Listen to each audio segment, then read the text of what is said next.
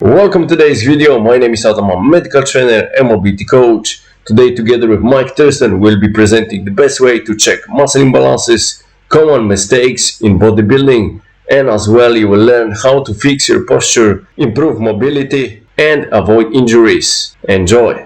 First thing I always check, but I want to see how you're walking with the shoes, without the shoes, without barefoot. Yeah. Walking straight for me, please. Going all the way.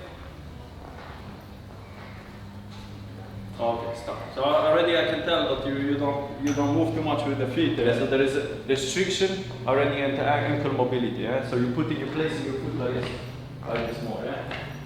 Yeah. So it should be nice movement in here. Hop, 1, 2, 3, 4. Engaging the whole muscles in the foot. Yeah.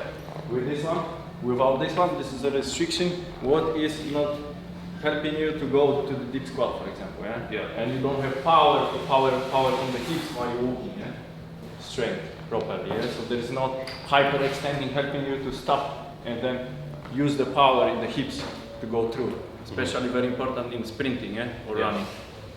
And I always find that when I'm walking I end up like stubbing my feet on the ground. Yeah. I don't lift my leg properly enough. That's the other thing. Do you feel pain in the knees? No. No pain in the knees. Lower back issue?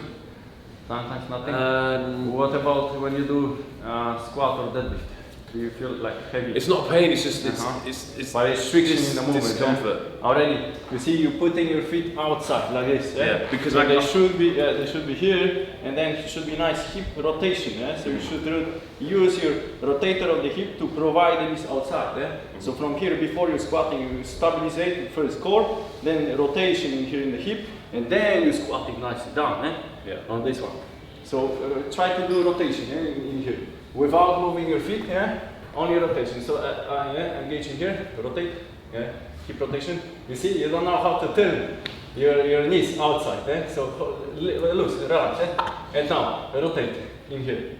Yes, slightly, yes, and then go. Then you should go. That's what I should be doing. Yeah, so this is hip external rotation, yes, which is helping you stabilize your knees in that position, yeah, and your hips, and then you can go nicely without changing your foot position. Because if you need to do squatting and change your foot like this to be able to squat deeply, that means it's a problem. We should naturally standing from natural standard position, go in here to that nice range of motion, going up and stay in that position. Yeah? So you're saying before anyone does a squat, they should rotate the knees first? Yeah. In rotation in the hip, yeah, and then rotation, external rotation, yeah. I'm so tired.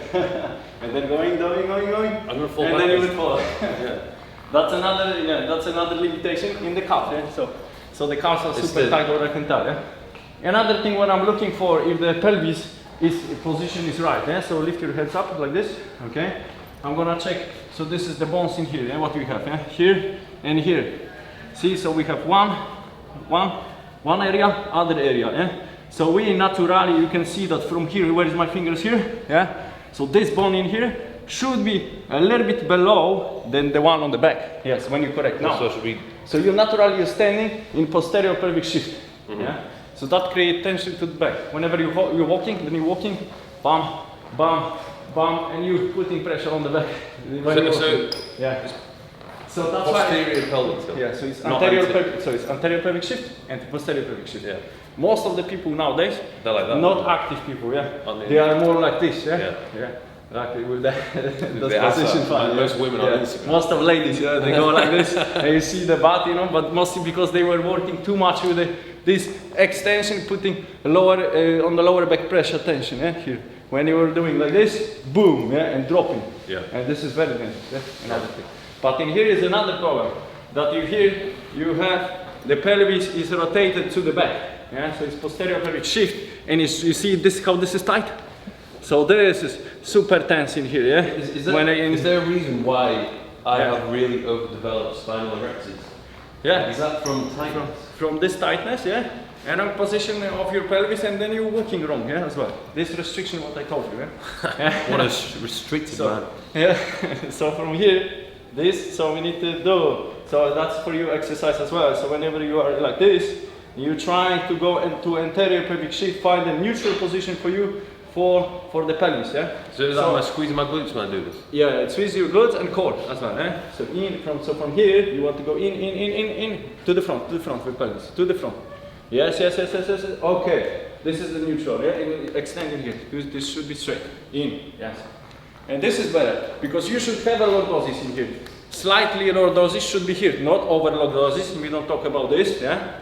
We talk about the neutral spine position because you have lordosis here, then you should have a kyphosis and lordosis again. Yeah. If this is not good, then you have a problem everywhere else. Yeah? So this here is the perfect position. So from tightness in here in the hip area, you have a pressure in here going through, and then the pelvis is rotated to the back. Yeah? It feels like I'm sticking my ass out. Yeah. Does that feel weird? This feels. Yeah, it looks. I would normally stand like that. When you go like this down, just go like this, easy, slightly down. So bend your upper body.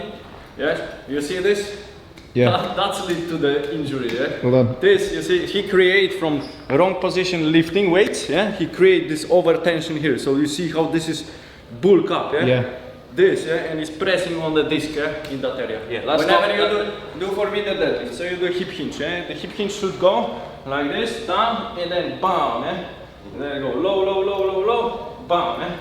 And you see, you show me here, down, and you see what is happening here, and then bam. That's the common disc injury, in most of the people, especially bodybuilders, because this is typical bodybuilding lift, that you go like this and boom, and pulling the weight from the lower back, not from the proper in here engagement from the legs, lats, and trapezius, traps. Because you should so that explains it. Everyone thinks, oh, it's just from doing deadlifts and you're really strong. No, you see, I do deadlifts as well, a lot, Yeah. And why I don't have this? Yeah. So that's the thing that we should always, whenever we're lifting heavy, we should learn the proper pattern, functional pattern, how to go down, pick up something heavy. Yes, that you're splitting the weight between the legs and the back, and this is how you're lifting. If you're gonna go like this, then you're lifting, all the weight is going from the spine, and then did you ever feel like pain after doing heavy deadlifting? Deadlifting, squats, a lot of compound movements which require me to bend over. And then they after you were like achy. disaster. Lower back, because if I did a barbell squat, the focus of the squat for me would be to try and build my quads. Yeah. But after squatting, I would just be have back pain. Yeah. And my back would be sore more than my legs. Because of this wrong pelvic position, then putting pressure on, so lack of limitation in the muscle, in putting body in the wrong position, then you don't lift anything by the muscle control, but by your skeleton, everything is dropping down the bones, and that's the reason, main reason. So our muscles supposed to protect, support our structure, not that the bone's gonna lift the heavy weight. For us. That's the thing. So there's a lot of things that need fixing, basically.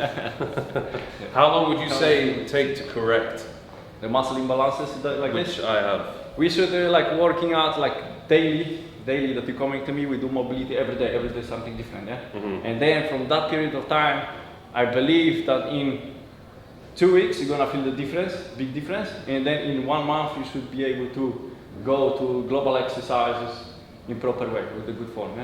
If that would be systematic daily work. I'll be very happy if I can do like a proper squat again. After the first mobilization class, you're gonna see that you can go more and range of motion. Maybe you will be able to go even squat. Cool.